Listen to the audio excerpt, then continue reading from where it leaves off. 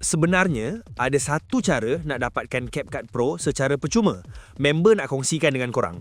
Hanya dengan beberapa klik sahaja, korang boleh guna semua kemudahan CapCut Pro tanpa keluarkan 1 sen pun.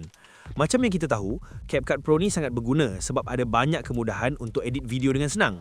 Caranya simple je. Mula-mula, korang buka aplikasi CapCut.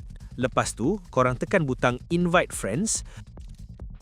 Lepas tu, tekan butang Copy Invite Link dan akhir sekali, beri link yang korang salin tu kepada mana-mana kawan korang. Sebagai contoh, korang boleh hantar link tu kepada rakan korang melalui kiriman WhatsApp.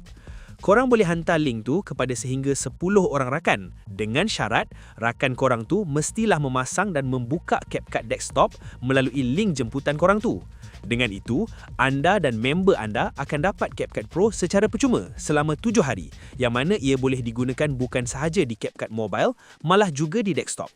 Untuk seorang rakan yang korang jemput, korang akan dapat 7 hari CapCut Pro, manakala jika berjaya jemput 10 orang rakan, korang boleh dapat fungsi CapCut Pro ni selama 70 hari, iaitu yang paling maksimum.